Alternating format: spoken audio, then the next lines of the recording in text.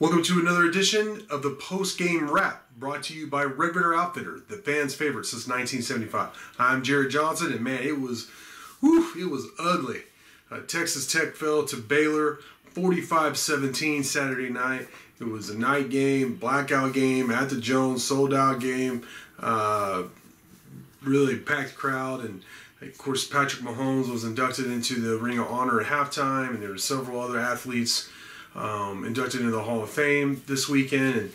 And quite honestly, Texas Tech laid an egg, and Baylor came out and punched them in the mouth, and Texas Tech tried to bounce back in the third quarter, but they just couldn't do it. The main reason why Texas Tech was blown out Saturday night by Baylor was the 5 turnovers, but it goes well beyond that. All 3 quarterbacks threw interceptions. Barry Morton had 3 interceptions. Tyler Shuck came in, his first pass was a pick 6. Donovan Smith threw a interception where he was in on a short yardage situation, a package. They got the first down. They went tempo, and then he threw the interception. So, that's rough. You're not going to win really any games doing that, turn the ball over 5 times. But, I was really disappointed. I thought I gave, and rightfully so, Zach Kittley a lot of credit for the game plan against West Virginia, but I could not understand what they were trying to accomplish against Baylor. I guess they were trying to hit some big plays, but, they started off pass. They weren't running the ball despite the 3-man front. I believe out of the first 15 plays, 13 of those were dropbacks, 2 were design runs. They tried to establish a run later on. They actually helped get them back in the game, and they had some success. I think the running backs Taj Brooks and SaRodorick Thompson both played well.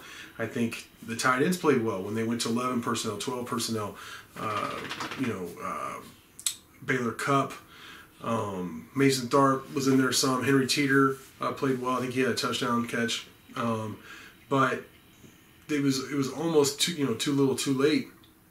And, they were trying to hit these long developing routes, and the Tech receivers could not get any separation. Barry Morton was, under fire from the pass rush the whole time. And even when he had time, like I said, the receivers were covered. There were too many drops.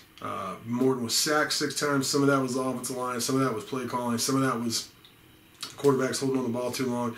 So a lot of it, everybody deserves blame for really Baylor's defensive coordinator just kicking Zach Kittley's butt. I mean, I'm just being honest. That's what happened.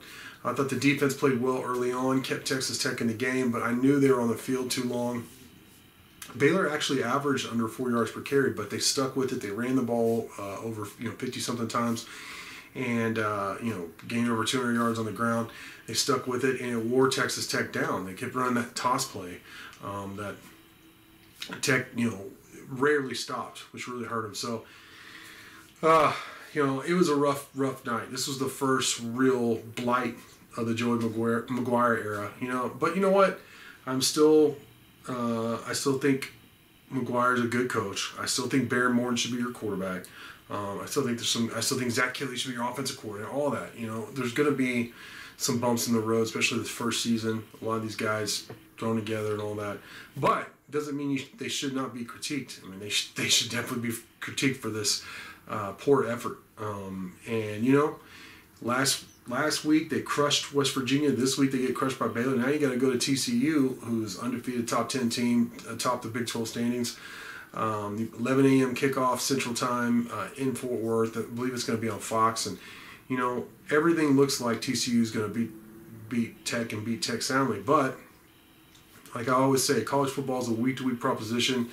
Tech last week was told how great they were after beating West Virginia, and they show up, get their butts handed to them. Now everybody's going to be like, oh, they're terrible. We'll see how they respond. That's the big thing, was how will this team respond?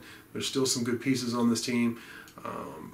If you're able to bounce back and beat TCU, I mean, it would be a monumental victory. So we'll just have to see what happens. But make no mistake, this was a step back, losing to Baylor in the manner that you did. I do believe they were out-coached. They were out-schemed and out-coached, and then they are out-executed too, because the players, again, too many drops, errant throws, bad blocking. The defense did wear down and get pushed around later in the game, so by a very good Baylor offensive line. So there's plenty of blame to spread around, and again, we'll see what they do next week in this crazy college football season that we find ourselves in. But for now, I want to thank you for watching, and until next time.